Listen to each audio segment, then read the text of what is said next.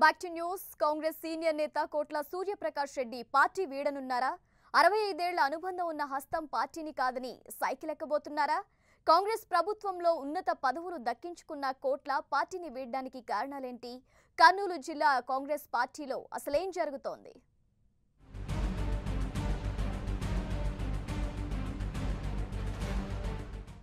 Congress senior నేత మాజీ కేంద్ర మంత్రి కోట్ల సూర్యప్రకాష్ రెడ్డి టీడీపీలో చేరుతున్నారనే వార్తలు షికారు చేస్తున్నాయి. కర్నూలు జిల్లాలో కాంగ్రెస్కు పెద్ద దిక్కుగా ఉన్న కోట్ల పార్టీని వీడితే హస్తానికి కోలుకోలేని దెబ్బ తగిలినట్లే. ఇందిరాగాంధీ కుటుంబానికి సన్నిహితంగా ఉన్న కోట్ల కుటుంబానికి కాంగ్రెస్ పార్టీ ఎన్నో ఉన్నత పదవులిచ్చింది. ఈయన తండ్రి కోట్ల విజయభాస్కర్ రెడ్డి 2 సార్లు ముఖ్యమంత్రిగా, కేంద్ర మంత్రిగా పనిచేశారు.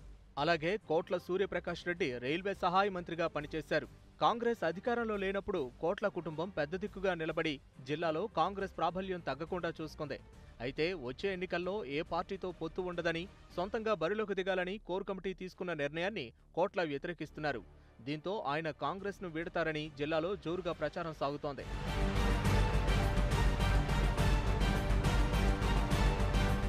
మరోవైపు కోట్లను తమ పార్టీలో చేర్చుకోవడానికి టీడీపీ, వైసీపీ సీనియర్ నాయకులు ఇప్పటికే ప్రయత్నాలు ముమ్మరం చేశారు.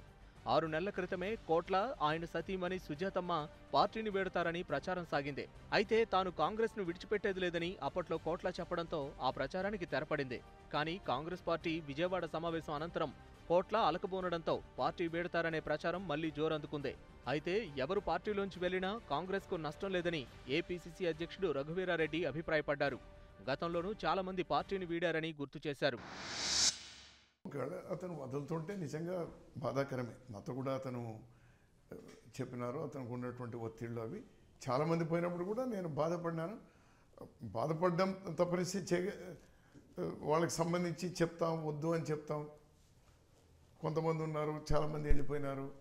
ఇప్పుడు దాని ప్రత్యామ్నాయంగా కాంగ్రెస్ పార్టీకి ఆ ప్రాంతాల్లో ఏం చేసుకోవాలనేదే కాంగ్రెస్ పార్టీ అధ్యక్షుడిగా నా కోట్ల పార్టీ వీడతారనే ప్రచారం ఊపందుకోవడంతో కాంగ్రెస్ పెద్దలు రంగంలోకి దిగారు.